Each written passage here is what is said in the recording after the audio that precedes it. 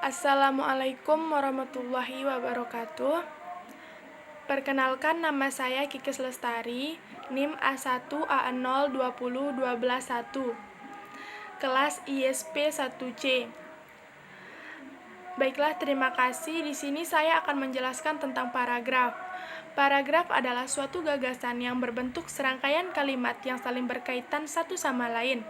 Pengertian paragraf adalah kumpulan kalimat yang biasanya mempunyai satu ide pokok dan cara penulisannya sedikit menjorok ke bagian dalam atau menggunakan garis biru. Nama lain dari paragraf adalah alinea. Yang selanjutnya, paragraf yang baik, yaitu mempunyai kesatuan paragraf, kepaduan paragraf, kelengkapan dan ketuntasan, keruntusan, dan konsistensi.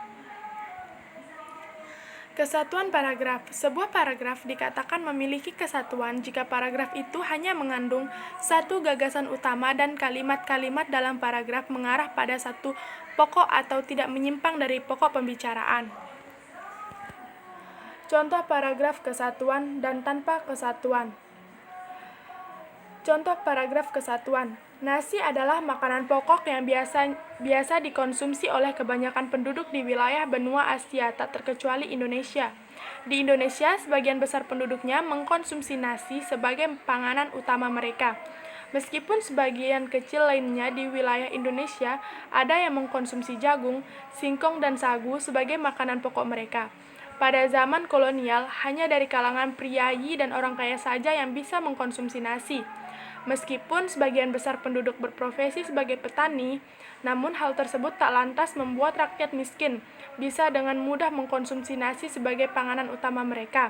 Hal ini tersebut disebabkan karena berbagai sistem pemerintah kolonial yang merugikan petani. Kini nasi dapat dinikmati oleh semua kalangan tak terkecuali warga masyarakat biasa. Contoh paragraf tanpa kesatuan. Di pasaran telah banyak beredar obat-obat berupa tablet dan juga dalam wujud cair. Maka keberadaan obat yang sudah beredar luas di masyarakat akan menyebabkan dampak pusing terhadap tubuh. Faktanya, lembaga konsumen Indonesia juga melakukan unjuk rasa yang mengecam peredaran obat palsu. Kepaduan paragraf. Sebuah paragraf dikatakan memiliki kepaduan jika terdapat keserasian hubungan antar kalimat dalam paragraf. Yang pertama, kata transisi atau ungkapan penghubung antar kalimat. Kata transisi adalah kata konjungsi yang menghubungkan antar paragraf. Menjadi seorang pemimpin tidak hanya butuh niat dan pengalaman saja, akan tetapi juga butuh kerja dan pengorbanan waktu yang tidak sedikit. Menjadi pemimpin tidak berbicara sebaik apa kita, tetapi sejauh apa kita bisa bermanfaat untuk sekitar, terutama untuk yang dipimpin. Yang kedua, referensi. Referensi adalah suatu yang dipakai dalam pemberian informasi untuk memperkuat pernyataan dengan tegas. Yang ketiga, substitusi merupakan kalimat pengganti yang nantinya akan dijadikan sebagai pengganti, namun tidak menghilangkan nilai kalimat yang diganti. Yang keempat, elipsis. Elipsis adalah tanda berupa 3 titik yang diapit spasi, menggambarkan kalimat yang terputus-putus atau menunjukkan bahwa dalam suatu petikan ada bagian yang dihilangkan. Yang kelima, sinonim. Sinonim adalah persamaan kata dengan arti sama atau hampir. Yang keenam, antonim. Antonim adalah hubungan semantik antara dua buah satuan ujaran yang maknanya menyatakan kebalikan. Yang ketujuh, hiponim. Hiponim adalah frasa yang maknanya tercakup dalam kata frasa lain yang lebih umum. Hiponim adalah anggota kelompok dari hiponimnya. Contohnya, sapi, ikan, burung adalah hiponim dari hewan, dan hewan hiperonim dari sapi, ikan, dan burung. Yang kedelapan, kemeroniman. adalah konsep yang mengacu pada hubungan bagian seluruh, menyatakan bahwa kemeroniman atau meronimi tergolong istilah yang digunakan untuk mendeskripsikan hubungan sebagai seluruhnya antar unsur. Yang terakhir, repetisi adalah pengulangan kata. Contohnya, ibu sedang memasak di dapur, ibu menggoreng ikan nila. Repetisi kata adalah ibu. Kelengkapan dan ketuntasan.